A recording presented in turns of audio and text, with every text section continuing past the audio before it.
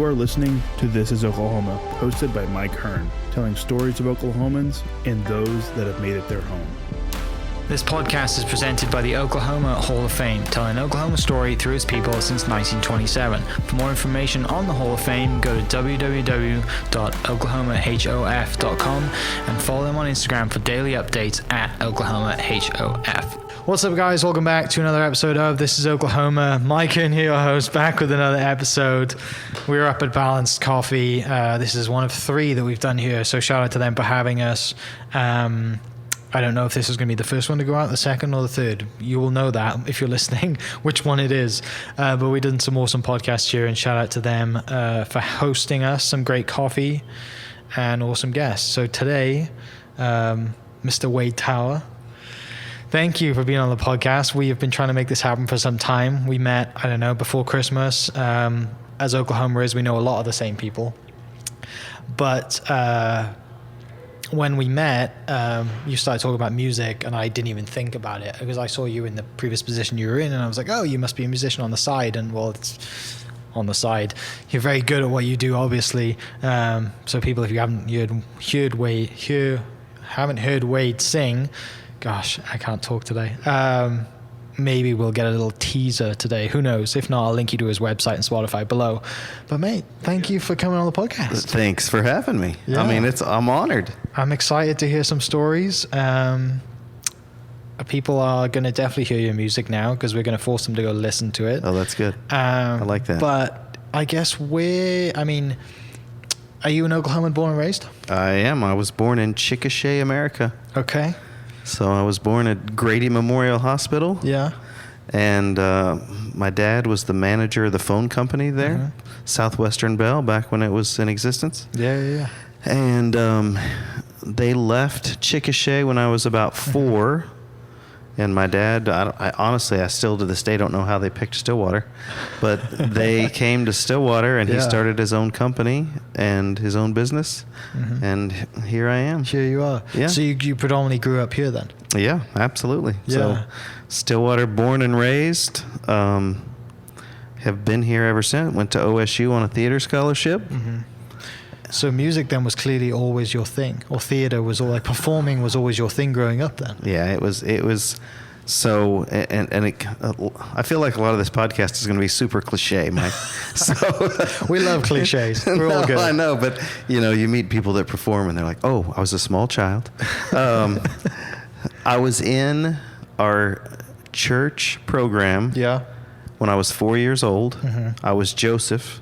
Okay. Might say a leading role. Yeah. Not the leading role. I was King Herod in mine. Oh, you were a villain. Yeah, I was first a villain. thing. Yeah, and I have a picture of me. I think I posted it recently on my Instagram. I have a picture of me in a crown and a purple cape. Wow, yeah, King nice. Herod. Yeah, I like that. I didn't have many speaking parts, I don't think, but I was a villain. Yeah. Yeah, so, absolutely. Yeah. So I still remember to this day what it felt like walking out in front of that church. Yeah. And I was like, oh my gosh, I want to do that again. Right. And that's.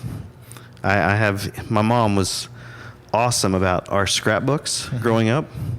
So I have a drawing. It was an assignment from 2nd grade that I had drawn a singer on a stage dressed a lot like probably a mix between Elvis and Bobby Goldsboro. Okay. So I know who Elvis is. Yeah, there you go.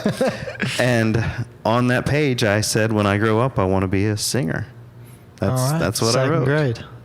Do you come from, is it you an only child? Do you have brothers? I've got an older brother. Okay. So he's a professor. He's actually the assistant dean at the business college at OSU. Okay. So deep roots in Stillwater then. Deep roots, and as we talk, we always joke he's really smart, and I can sing. So he didn't follow. He didn't follow you with the. You didn't want to go to the. You don't both perform then. It's just, no. You were the performer. And he's good with people, but he has always joked that if you turn on a flashlight, I'm going to jump in front of it. Okay. Because I think it's a spotlight. That's so right. So yeah.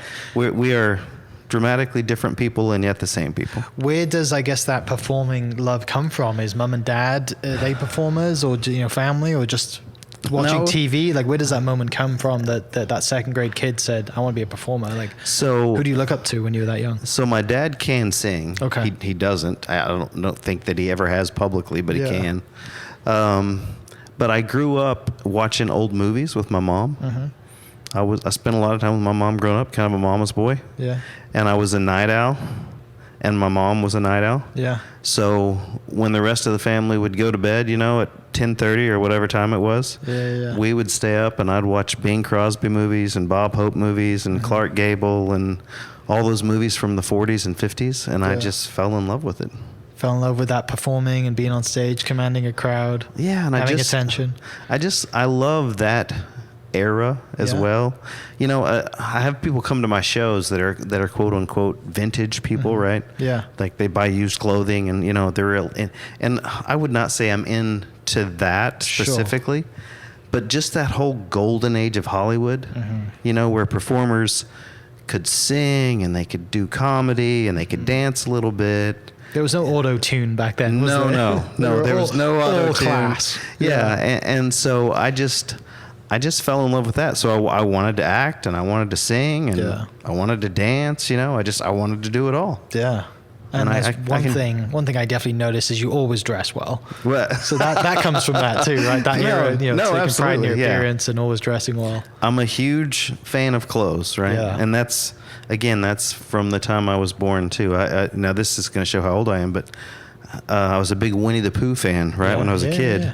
and Sears had Winnie the Pooh clothes, so I always had to have matching Winnie the Pooh clothes, right? So it's just Yeah. and my dad, bless his heart, he did not grow up like that. Mm-hmm. They didn't grow up with a lot of money, and he loves clothes, but I don't think he realized how much his son would love clothes. Right. He would just shake his head. He was like, "Oh my gosh, what are we creating?" So, and you find people in life that you look up to. Mm-hmm. My mother was a receptionist or an office manager for a dentist office growing Yeah. up. And the dentist was Dr. Miller. He was the mayor of Stillwater for years, and his son's practicing now in town and all Yeah. that. It's old, small town. But Dr. Miller was like had this super elegant sense of style. He always drove a Porsche, bought a new Porsche every 2 years, always wore polo, always right. And he got GQ magazine at his office, which he would always give to me. Yeah. And so I was like, yes, That's me. That's a bit that it fits the whole persona of performing, dressing well. Yeah, yeah. You've got to be well put together to have an image to go on stage. Well, and you just and as you, my first job was retail clothes when I was 14. Here in Stillwater, I worked at Mr. G's, which Was that is not strategic? a little bit. Yeah. Yeah, I mean, I got a discount. Yeah, exactly. So, right? That's why. and That's and why then it I was worked at strategic. Bates Brothers, and so, but you realize that your clothes, not that this is a style podcast, I mean, but that's how you present yourself Yeah. to the world, right? Mhm. That's their first Yeah. impression. Mhm. So They see me dressed all in black and think he must be in media. That's right. Exactly. He looks like he's a much better photographer than he actually is, which is very true. Yeah, the irony to that is I wear a tuxedo a lot now. Yeah. And the places that I sing, right, the type of events I get to do, they're typically in hotels or Yeah. really nice restaurants. And so I cannot tell you how many times I have gone to a venue feeling pretty good about myself, right? And got my Yeah. tuxedo on. And then without fail, somebody will walk up to me and, "Sir, can I get a table for?" And I'm like, no, I'm not a, thank you, but yeah. Yeah, I have some pull. I don't have that kind of pull. Sorry. I can't just No. get you a table. No, Yeah. sort of a reality check. Yeah, So, yeah. That's one thing, though. I mean, I don't get to. One thing I loved when I grew up playing golf was that every time after we play a golf match, when we'd compete, we'd always have dinner after. We'd always wear a suit and tie, and it was very formal. And I enjoyed that process. And even my school uniform was a shirt, tie, and a sweater. Right. So I mean, I knew how to do a tie, when I was 10, basically. And I can still manage to put it together now. But after I graduated high school, like we never really wore a suit unless it was for golf, right? And even now, like you don't have the same golf culture here as you do back in the UK. So the only times I put on a suit is to go to events or in a ceremony or whatever. And it happened so long, and just a lot short after we met, like we both went to an event, Right. and that jacket that I wore, I had that jacket for 2 years and I'd never worn it, and I finally had an event to wear it at. And when you put that tux on, you feel like James Bond. Oh. Right? It's such a special thing. And I was going to say, let's not. Blue velvet. You obviously like clothes. I do like clothes. And I told you that night. I mean, did, yeah. there were probably, I don't know, 200 people there, 250, and you were probably the best dressed guy there. I was happy with that. Yeah, you looked good. Yeah, so. and that's the thing. Like I buy clothes. I buy them because I like the look of them. I don't buy them because I have an event to go to. Well, right? yeah, and then I find the event somewhere. Thankfully, in 2 years, I didn't, gain too much weight that it still fitted. But clothing, it's such a personal thing. Especially for you to go on stage at, you've got to feel good. You got to have that self-confidence if you're going to stand in front of a spotlight and speak, sing, have an interview, whatever it is, like sales, whatever, anything. You've got to be confident, and clothing is a part of that. Yeah, I had a mentor of mine years ago tell me that it's not. Yeah, we talk about fabrics and what things are made out of and all that, but it's not how the clothes feel; it's how the clothes make you feel, right? So clothes are not cheap, but you're really not paying for that garment. You're paying for how that garment makes you feel, right? Yeah, and there's a difference. Oh, 100%. So.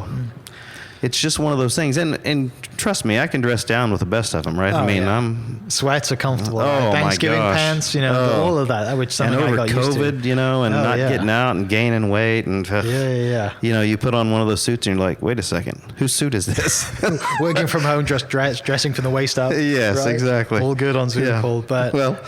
I texted Clay, one of the podcasts that you've done today. I texted him before I got here, and I said, "Hey, what are we shooting? Are we shooting from the waist up?" And he's like, "Are you not wearing pants?" We and can do whatever we need to. Yeah. Thankfully, Clay is now our previous podcast guest is now my camera assistant. He's doing a great job. Thank you, Clay. You've doubled your employee base. Doing great. I know. I mean, the clothing thing's a huge part of it, and back to your talking about GQ, like I love watching the Mr. Porter videos on YouTube. Oh yeah, absolutely. And seeing that and how to wear, like when I bought that tux, how to wear it multiple ways. If you want to wear a black T-shirt under a velvet, and I love the look of a velvet suit. I actually have 3 of them now. Oh, look at that! I have a blue, a red one. I haven't worn the red one out yet, and I have a black one that I wore at the end of last year. And now the black one was actually my first custom one that I'd ever bought. Yeah. So I turned 31. I was like, you know what? I'm going to spend some money and have an actual custom suit for the first time ever. And everyone was like, why do you get a tux as a custom suit? You're only going to wear it like once a year, right? I'm like, I guess that's probably not a good idea, but I loved wearing it and I felt special, and I don't know, it's just, and I went velvet because it's different. Yeah, absolutely. And people only notice that when they see you and they see a picture of you in it, and they may not know it just looks like a black, but when they meet you and they that's a little different. And when you're in a room full of 500 people all wearing tuxedos, you got to figure a way to stand out. Absolutely. And I did see someone with a green. The one color I don't have is green yet, and someone did have a green velvet like a dark one on. forest green. Oh, it was so good. It's I told him, I beautiful. stopped him when he was walking past me. I said, "That's a great suit." Yeah, it's funny because I'm so blessed that the kind of music I sing is typically at high-end events and so I get to see a lot of nice clothes, right? Yeah. The people attending these events dress better than I do. They dress very well. Yeah. Yeah, they're showing off for sure. And it's so interesting that like so many of the guys, they may have on a black tuxedo, but you can tell they've got custom buttons on their tuxedo. Yeah. And you know that it's a custom made suit or it's bespoke or it's just they've got their cufflinks on or they've got their initials etched into their shirt cuff and all the other stuff. And it becomes those little things. So it's so interesting to see, and right, some guys can do it well and some guys not so well. Right? We see that too. You can buy the most expensive suit, but if it doesn't fit you right, it makes you look like a trash bag, doesn't it? No. So fit is important. Yeah, and you can buy a really moderately priced suit, and as long as you have it tailored, you look like $1 million. So. Definitely. That's one thing I learned is that go buy anything you want and then have it tailored pretty much. And if it's close enough, like it'll make you feel special, right? Oh, yeah, and that absolutely. fit makes you look a lot better than just off the rack. Especially with me, like I'm so used to the European fit stuff, and I'm kind of slim and long. Yeah. Like some of the American golf shirts are like putting on a quilt, you know, and I like lift my arms up and I'm on the golf course, and especially in Oklahoma, you might blow away. It's like a bat, you know, like a bat suit or whatever it is. But anyway, getting away from clothes, because I know we could talk about clothes forever.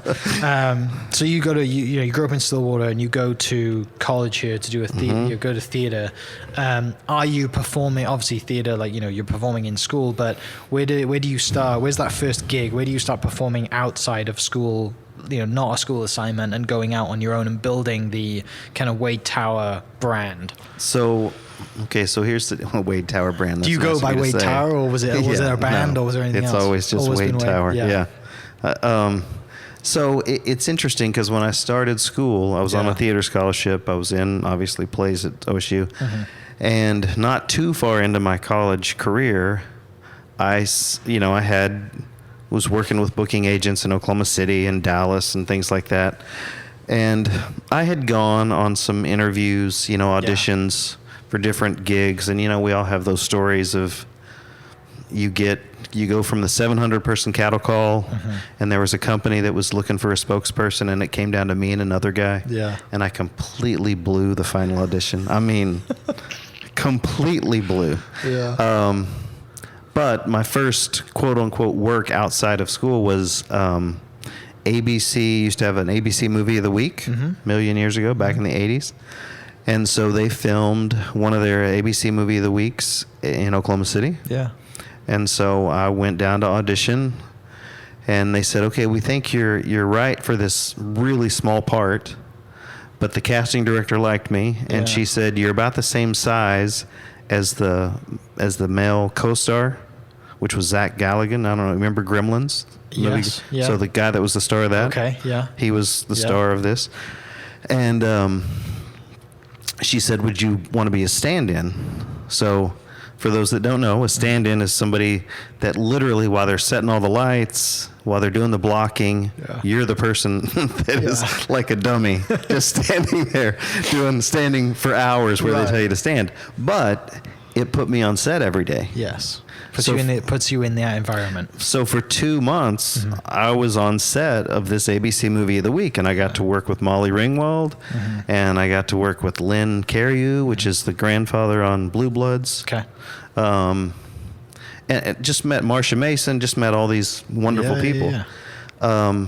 And that was when and so when I was on set for that, an independent director saw me on set and said, hey, I want you to audition for this independent film I'm making. And so that led to me being in a independent horror film called The Cult. Okay. Which I got to work with Patrick Wayne, John Wayne's son. Yeah. Right? And John Carradine. It was John Carradine's 500th movie. Jeez. He was ancient, man. His cue cards were gigantic. And his cue cards. So I got to work. The equivalent of having your on text, you know, your grandparents looking at the text on their phone, and the font's this big. Yeah, no, exactly. It was brilliant. Bless his heart, but he's a legend, right? 500 movies is it's no small feat, is it? So, and the director of that movie and the producer was Chris Young, which nobody knows that name, but Loretta Young, which probably nobody knows that name either. Loretta Young was a movie star back in the 40s and the 50s. She won an Academy Award for The Bishop's Wife. Anyway, that was his mom. Yeah. So he grew up in Beverly Hills. Yeah. Like his godfather was John Wayne. Jeez. Right? It's not a bad life, is it? Yeah. In probably the best time to be in Beverly Hills. Oh too, my gosh! Right? Yeah, like absolutely. I wouldn't want compared to now. No, right? No, it was the day. So he made that movie, and then we made a movie called The Ripper about Jack the Ripper movie, and I was the young hero in that movie. And low budget, you know. How old are you at this point? I was 19 or 20. Okay. Still in college. I was a baby, yeah. And so we made The Ripper, and then that led to another film called Best Foot Forward, which they were making, and they were going to air it on the Disney Channel, and the Disney Channel just started. It was about ballroom dancing. Yeah. So we filmed that in Texas and Florida and Oklahoma. Yeah. And so like pretty quick out of the thing, I made 4 films in about 3 years. Yeah. All while studying theater at OSU. studying theater at OSU, and I Yeah. went to Los Angeles and lived for a little bit, and I Mm-hmm. was in an acting class with some of the Brat Pack. Yeah. Right, Molly Ringwald and Rob Lowe and some of those folks. Yeah. So that was weird. Well, so early on, then it was not just like I'm gonna sing. It was I want to be a performer and I want to be in movies and I want to. It was like the whole spectrum. It wasn't like stand on stage and sing. Yeah, no. It was so interesting because I grew up, right. I was in that first play. When I Yeah. was in the 4 years old, and then I was in plays growing up. You'll appreciate this being Yeah. from Wales. My 5th grade elementary school teacher, public school, right. Well, every year she did a very brief play of Macbeth. Okay. Yeah. So I was Macbeth when I was Yeah. in the 5th grade, right? Yeah. And I thought, I was super cool because Yeah. we got to say a curse word. That right? was an assignment for us in school. We all Right, it had to, was? in my English literature class, we had to read it. Yeah, see? So that's the only reason I know what it is, because we had to read it as an assignment, and I definitely read the book. So yeah. So I was Macbeth in the 5th grade, and then I was in all the musicals Right. and sang all through high school. And so I've always sung, but I wanted to act Right. too, right? I told you I want to do Yeah, all of yeah, it. yeah. And when you got to college, I didn't really want to be a vocal music, Sure. major. I wanted to act because I wanted to be on stage. Right. And so that's kind of the direction I went. And then I would sing, I've always sung in church, right? Yeah. And that's always been a part of my life. And that's probably where I've sung the most. But then once I sort of started the acting thing, then my singing was sort of relegated to charity events. Yeah. We had a thing years ago, the Payne County Heart Association would do a celebrity sing where you would dress up as and Yeah. you would impersonate somebody. Yeah. So I always did Elvis. I did Elvis a couple of years. I did Sinatra, and it was the Sinatra. It was literally at that where I kind of went, hey, I really love that music, right? I had not really rehearsed as I should have. Yeah. And it was funny because we were literally headed out to this event, and somebody very close to me said, "This is going to suck for you." And I was like, "What does that mean?" And they go, "Well, you haven't rehearsed. Yeah. You're not really ready." Right. And I go, "It'll be fine. I know Yeah. the song. It'll be okay." Yeah. And so we got there, and I walked up on stage, and it was just like supernatural for me, right? Right. It was, I kind of took on that Sinatra, right, Yeah. personality. Yeah. And I Dressed just, good. You're feeling good. and I just sang, and then I won, Yeah. right? And so we're walking out, and I'm leaving with my trophy, and that person was like, "You suck." I was like, You're know that kind what? of person, yeah. They look at you like, "Oh, you're just so good at everything." You just Oh, show no, up, that like, is no not prep. true. Trust me. Someone that can show up with no prep and win something because it's just purely natural. But it was just, and that was literally kind of one of the moments I went, okay, Yeah. that's the kind of music I like. Right. Right. I've always been sort of an old soul. Yeah. Right. I like to dress well. I still wish to this day, and I'm not going back to clothes, but Yeah. I still wish men wore suits all the time. Right. Yeah. Yeah. You know, or definitely. at least dressed up a little bit. Yeah. But the I get feeling it. of gentleman has kind of disappeared now. It's Yes. long gone. Yeah. Yeah. And so I'm trying to keep that alive as long as I Okay. can. But so I just realized that was the kind of music I like. And one of my favorite old movies growing up was the Glenn Miller Story, Yeah. right? And so big band music is a different thing, but I remember a scene in that movie, and he's in his house and he's playing music in his house, right? Just kind of background music. And I remember thinking, you know what? That's just happy music. Right. Makes you feel good. You can't listen to that music and be sad. It's And impossible. Yeah. And so that's what I find when I go sing places. And when I tell people, or I'm talking to an event planner or to somebody that's putting to, and they'll say, what kind of music do you do? And I'll say, well, the easiest way to say is just Sinatra music, right? Right. Because it's Nat King Cole and it's Bobby Darin and it's Dean Martin and all those folks, and now Michael Everyone knows Bublé. that theme of it, right? Right. Yeah. But The when genre of when I music. say that, a lot of people instantly go, "Oh, well, I'm not sure, how many older people will be there." And I'm like, "No. You don't understand." Yeah. Because I do a ton of weddings, Right. for people in their 20s. Mm-hmm. And it may be just for the cocktail and dinner hour. Yeah. Or maybe the first hour of the reception. Mm-hmm. But the way I describe it is it's the music that nobody listens to every day. Yes. Right? You're not going to put on Sinatra to go work out, right? No, it's not on many people's Spotify liked everyday list, is No, it? except for mine. Except for yours. But unless it's Christmas, I guess. But it's the music that everybody knows. Definitely. It's universal. Yeah. Mm-hmm. And so it's so fun to me when I'm on stage and I'm singing and you're getting to watch people, eat dinner, have conversation or whatever they're doing. Yeah. And as soon as you start, you see them kind of bob their head, or they foot start starts to tapping. Or a lot of people start mouthing the words. Yeah. And it doesn't matter if they're 16 or Right. 25 or 60. Mm-hmm. Everybody knows the songs. Yeah. And that's what I love about it. Definitely. You're right. Like that music, and for people listening that are younger, there is actually, I think it's like one of the TikTok songs that's trending right now is a Glenn Miller song, and it came from a video of a dog, like a husky, walking up the road. I did not know that. And I'll find it and I'll send it to you because it's brilliant, and it reminded me of like, oh, that music, and there's a scene, and I think. It must be one of the Band of Brothers scenes, I think, maybe, or one of the scenes from a World War II movie. No, it's not. It's Pearl Harbor, I think. There's a scene in Pearl Harbor when they're in the UK, maybe. Right. And there's a band singing, and they're just about to go, and it's like their last night out. And it's the whole scene of, like, you got the swing band, the guys, twirling the cello. Like, it's, and it's not... And that's one thing I think about just that swing band and strings and stuff like that. That's the stuff that gets you up, too, isn't it? It's that we don't really hear that...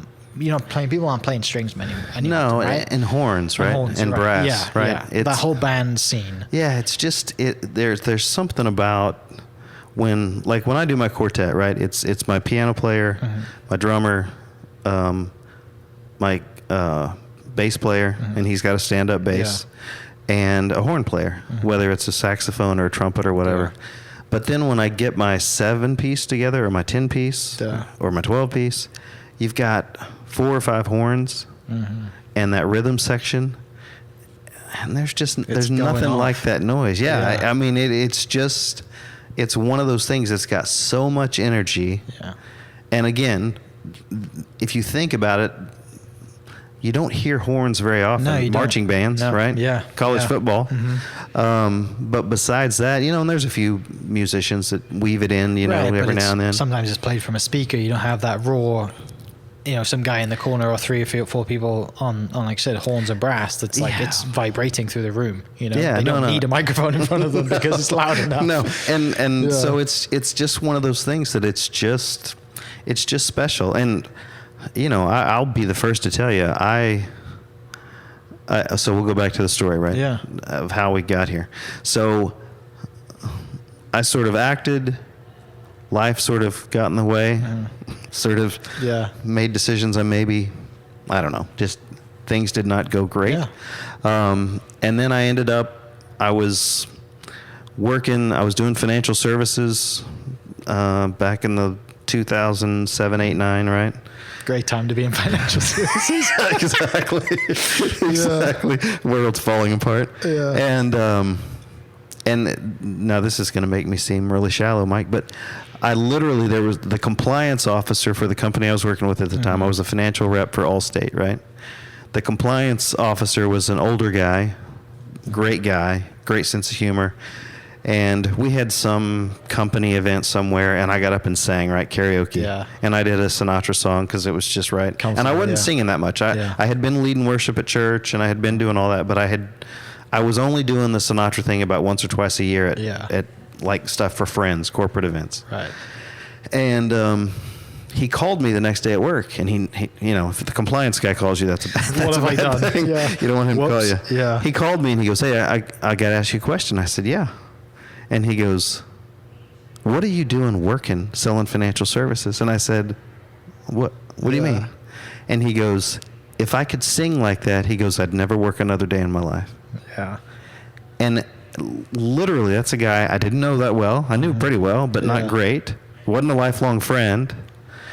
And when I hung up the phone that day, I thought, you know what? He's right. You start looking around at what you're doing, why you're doing it. Yeah. You know, like, and, I'm not happy. I'm a little bored. You know? I loved the people part of my business, but I'm not a numbers guy, right? I mean, thankfully we had other people that did all that. But I just thought, why? He's right. Yeah. And so I went home that day. I told my wife, and I said, hey, I think I'm going to do this more often. Right. And, you know, of course, she was like, okay. I guess that's a good idea. Yeah. And then my buddy Clay, Rhett, that you've talked to. Yeah. He's super modest, but he is one of the most talented, like creative, you know, all of that stuff that I have no idea about. And brand building. I said to him, hey, I want to do this. Will you help me? And he was like, yeah, I'll help you a little bit. Well, a little bit. He's anything you see online that has my picture on it or graphics or my logo, Clay did. Did you tell him what that little bit was? You're like, hey, I just need little things from you. We actually need a website, a logo, a full branding package. Oh, and by the way, this is continual too, so it's never going to end. And it's going to be 2 decades. It's going to be 2 decades. Well, no, and you know, by the grace of God, he loves music. Yeah. So he's a fan of music, not mine necessarily, but just music in general. So, and he, you know, side hustle, he gets it. But to the point that I literally, I called up, long story short, I called up a guy that had bought my dad's business when my dad retired. And I had run my dad's business before that for several years. Yeah. And I said, hey, I'm making a change. I need a day job. I need an income, but I want to be able to have the freedom to do other stuff. Yeah. And he's like, dude, come on. So I went to work for AMR, which is a company in Oklahoma City. Chip Fudge owns it. Incredibly good friend, and they were very, very good to me. Yeah. And so I was able to sell for them because I knew how to do it. And then I started singing. Yeah. And I remember I bought a sound system, a Bose sound system, you know, which was not a fortune, but it was a chunk of money. Yeah. And I bought a mic, and we took some pictures, and I had to pay for those pictures. And I remember I went to lunch with my wife about 2 weeks after we had kind of started paying for all that. Yeah. And she's like, do you know how much money you're spending? I'm like, yeah, I do. Yeah. But trust me, right? And that was 12 years ago. Yeah. And so has it been easy? No. Nothing worth doing is easy. No. It has not. Yeah. But you know what? In that 12 years, I've sung literally all over the country. Yeah. I've sung at the Sarasota Yacht Club, at the Hilton Hotel in Manhattan, and for, you know, Hilton Hotels. I've done stuff for Mary Kay in Dallas. I've made incredible friendships, met some amazing people. I've headlined several casino shows here in Oklahoma City. So it's just, I've got 2 CDs that came out years ago, and we're going to do another one this year. So just because an old boss told you, what are you doing selling? What are you doing? Yeah.